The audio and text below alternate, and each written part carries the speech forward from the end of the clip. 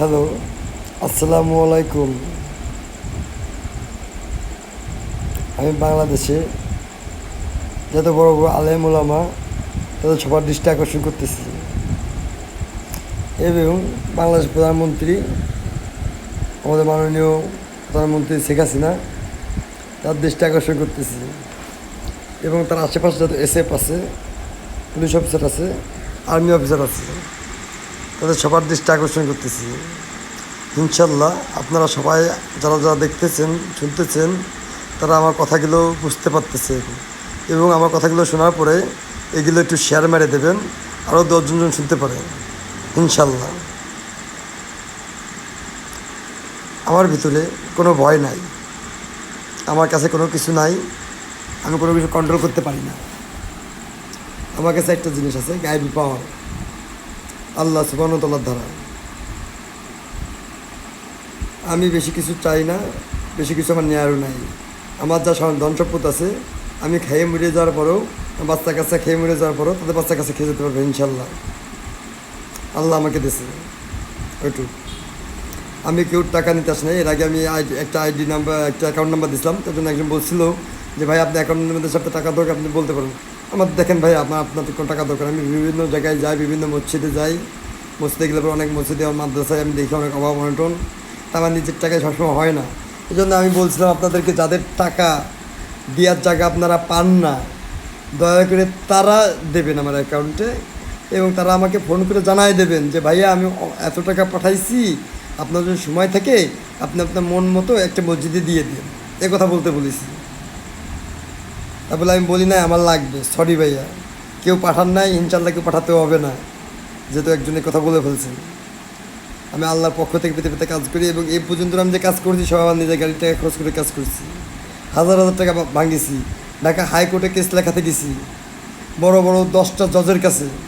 ওই 10টা জজ ওকে 10টা জজের প্রধানমন্ত্রী শেখ হাসিনার বিরুদ্ধে কেস নেওয়ার সাহস পায় নাই। 25টা উকিল ঘুরেছি, ঢাকা প্রধান প্রধান উকিল, 25টা উকিল শেখ হাসিনার বিরুদ্ধে কেস নেওয়ার সাহস পায় নাই। ঢাকায় 5টা নিউজ রিপোর্টার অফিসে গেছি, সময়, এনটিভি, RTV, ইন্ডিপেন্ডেন্ট, ঠিক আছে। সময় আমার কি বললো যে ভাইয়া আপনি আপনার লিখিত দিয়ে যান, আমরা আপনাকে কন্ট্যাক্ট করব। আমি লিখিত দিয়ে আসলাম যে এরকম এরকম আমার এই সমস্যা, এই। তাহলে আমার কন্ট্যাক্ট কী করা, যদি ওখানে ঘুরে ঘুরে 5,000 টাকা দিয়ে আসতাম তাহলে কাজ হয়ে যেত। কি যেন সরকার তো অনুমোদিত, শেখ হাসিনার পক্ষ থেকে অনুমোদিত, তোমরা যে যত ঘুষ পাবা ঘুষ নিয়ে নিবা, এই টাকাটা ঘুষ নিয়ে তোমরা আলাদা একটা ফান্ডে জমা করবে, এই টাকাটা আমাদের ইন্ডিয়া সংস্থায় যাবে হেল্প করার জন্য। সিস্টেমটা কি খারাপ হয়ে গেছে। বাংলাদেশকে ইন্ডিয়ার কাছে বিক্রি করে দেওয়া হয়েছে। কীভাবে বিক্রি করে দেওয়া হয়েছে শোনেন, আমি কাহিনী বলতেছি কিছুটা। 1971 সালের যুদ্ধের আগে শেখ মুজিবুর কার হয়ে কাজ করত? শেখ মুজিবুর যদি ঢাকায় যেত, শেখ মুজিবুরের ফ্যামিলি গোপালগঞ্জ যেতে হেলিকপ্টারে করে ওর ফ্যামিলিকে ট্রিটমেন্ট করাতে কিসে করে যেত? কার হেলিকপ্টারে যেত? পাকিস্তানদের হেলিকপ্টারে। পাকিস্তানদের হেলিকপ্টারে করে যেত শেখ মুজিবুর। শেখ মুজিবুর নিজের তো পাকিস্তানের যে অনেক খারাপ ছিল, আমরা এখন বলি।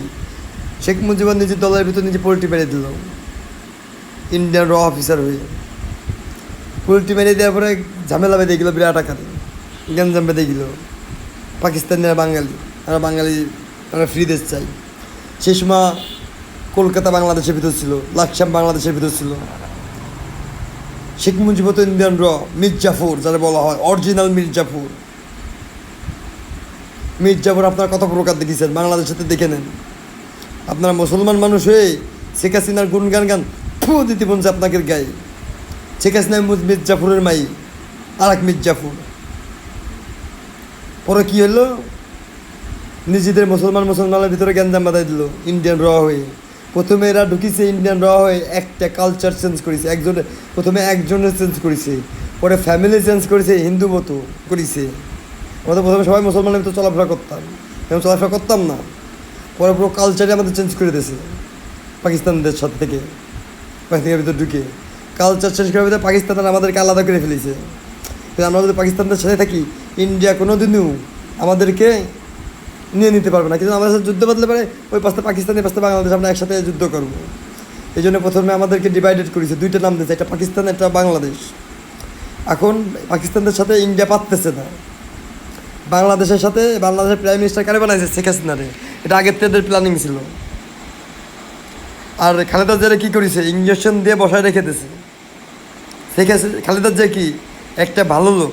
তা বলে খালেদা জিয়ার ছেলে ইডা ওই যে তারেক ভালো না, চলাফেরা ভালো না, জয় চলাফেরা ভালো না, শেখ হাসিনা তো ভালোই না, শেখ হাসিনা ছেলে মেয়ে ভালো না, তাহলে খালেদা জিয়া ভালো ভালো লোক, খালেদা জিয়ার ছেলে ভালো না। এই পক্ষে পরে কথা বলবো। এবারটা খালেদা জিয়া দেখতেছে, ইন্ডিয়া দেখলো যে শেখ মুজিবর মারা গেছে, এখন যদি ইডা জিয়াউর রহমান বেঁচে থাকে, তাহলে আমরা ইন্ডিয়া আমরা এই পাওয়ার শেখ মুজিবরের কাছ এটা জিয়ার কাছ থেকে নিতে পারবো না। জিয়া বাংলাদেশে পাকিস্তানের মতোই ধরতে গেলে পরে আলাদাভাবে একটা রাষ্ট্র হিসেবে গঠন করবে এবং শিক্ষা দেবে। তাহলে আমরা বাংলাদেশের পাবো না, বাংলাদেশে না পারলে আমরা পাকিস্তানে পাবো না। তা সিস্টেম করে র অফিসার খাটায়, আর্মি অফিসার দিয়ে গুলি করায় রাতারাতি মারাই দিল। রাতারাতি করছে, দিনের বেলায় মারাই দিল জিয়াউর রহমানের গোস্ত টুকরো খুঁজে পাওয়া যায়নি গুলির শটে। বিচারও হয়নি, কোন আর্মি মারিছে, কয়জনের বিচার হয়েছে। এগুলো হচ্ছে ইন্ডিয়ান র অফিসার। যুদ্ধের সময় ঢুকে গেছে, যুদ্ধের আগে আমাকে পড়ছে। এবারটা কি করা হইলো, ওই জায়গাতে খালেদা জিয়া ইন্ডিয়ান র যাচাই করলো যে যেহেতু জিয়াউর রহমান মারা গেছে, জিয়াউর রহমানের বউ, যেহেতু শেখ মুজিবর মারা গেছে, শেখ মুজিবরের মেয়ে, এ দুইজনরে খাড়া করে দাও, তারপরে দুই শয়তানের লাগাই দাও। মুসলমান রাষ্ট্রে প্রেসিডেন্ট তো ও মহিলা হতে পারবে না, আর যদি মহিলারা আমরা লাগাই দিই, তাহলে মহিলা দুই শয়তানি পুরো বাংলাদেশ নাচাই নিয়ে বেড়াবে, যতদিন আমরা হিন্দু একটা প্রেসিডেন্ট না বসাতে পারবো। এখন আজ কত বছর ধরে এটা চলতেছে। এরপরে আমি কথা বললাম মাগুরা বীরেন শিখদের এমপির সাথে। বীরেন শিখদের এমপিরে বললাম যে দেখেন এরকম চলতেছে আপনার ইন্ডিয়ান রন্ধনীতেই। বীরেন শিখদের আমরা কী বললো মাগুরার, যে আমার মতো হাজার হাজার বীরেন শিখদের আমরা বাংলাদেশে বানাই ফেলেছি। এরপরে আমরা বাংলাদেশে বসাবো হিন্দু প্রেসিডেন্টে বসবে, শেখ হাসিনার কাছে পাওয়ার আসবে হিন্দু একজন প্রেসিডেন্ট। ওই প্রেসিডেন্ট বাংলাদেশের হস্তক্ষেপ করে দেবে ইন্ডিয়ার প্রেসিডেন্টের কাছে যে আমি হিন্দু, আপনিও হিন্দু, আমরা বাংলাদেশ আপনার কাছে হস্তক্ষেপ করে দিলাম, আমরা এখন ইন্ডিয়ান রাষ্ট্র, বাংলাদেশ ইন্ডিয়া হয়ে যাবে। এরপরে ইন্ডিয়া পাকিস্তানের উপর অ্যাটাক করবে, পাকিস্তানও হয়ে যাবে ইন্ডিয়া। এরপরে ইন্ডিয়া বিরাট একটা রাষ্ট্র হয়ে যাবে। ইন্ডিয়া অ্যাটাক করবে রাশিয়ারে অ্যাটাক করবে, রাশিয়াও ইন্ডিয়া হয়ে যাবে। এরপরে যে সময় রাশিয়া ইন্ডিয়া যাবে, ইন্ডিয়া অনেক বড় হয়ে যাবে। সেই সময় রাশিয়া আর ইন্ডিয়া মিলে রাশিয়া তো ইন্ডিয়া হয়ে যাবে। সেই সময় ইন্ডিয়া অ্যাটাক করবে চায়নারে। ওদের প্ল্যানিং দেখতেছেন, চায়নায় ওদের প্ল্যানিং এটা বানানো হয়েছে। এটা আমার কথা না, এটা বাংলাদেশে যে ভুল করে ফেলেতেছে, ওর প্ল্যানিং আমি জেনে গেছি। এমপি বাংলাদেশের যে মাগুরার এমপি, তার কথা, সে আবার সাকিবুল হাসানকে তাদের দলে নিয়েছে। সাকিবুল হাসান হচ্ছে রর এজেন্ট, ইন্ডিয়ান রর এজেন্ট সাকিবুল হাসান। এই যে আমাদের মাগুরার 2 নম্বর আসনের এমপি, সে যে কী বলে দিয়েছে আমার, সে তো বুঝতে পারে নাই। আর সে তো বোঝে নাই যে আমি কে, আমি ওলি, আল্লাহ পাঠাইছে আমারে। এই জন্য সে এসব বলতে আমার বাধ্য হয়েছে। এসব বলতে সে আমার কী হয়েছে, বাধ্য হয়েছে। সে বুঝতে পারে না আমি তার কাছে গেলে তার কান্দে একটা জেন চলে আইছে। সে আমার মুখ দিয়ে ফুটফুট করে তাদের গোপন কাহিনী সব বলে দিছে। তাহলে পরে আমরা এখন রেড জোনের ভিতরে আছি। বাংলাদেশে যারা আছেন, আমাদের বিভিন্ন দেশের তেহেল দেবে, আপনার আলেম ওলামা সব ঠিক হন। আর বাংলাদেশের যে আর্মি, আপনারা এই যে ডিকটেটর প্রেসিডেন্টের কথা আপনারা শুনতে পারেন না, এটা এগেন্স্ট দ্য আপনাদের রুলস। বিডিআর ডিকটেটর প্রেসিডেন্টের কথা আপনারা শুনতে পারেন against the rules any force. আমি প্রেসিডেন্ট হয়েছি ইসলামের তরফ থেকে, আপনারা আমার ফোর্স দেবেন। আমার যদি কোনো কিছু হয়ে যায় আপনার সব ফোর্স দায়বার।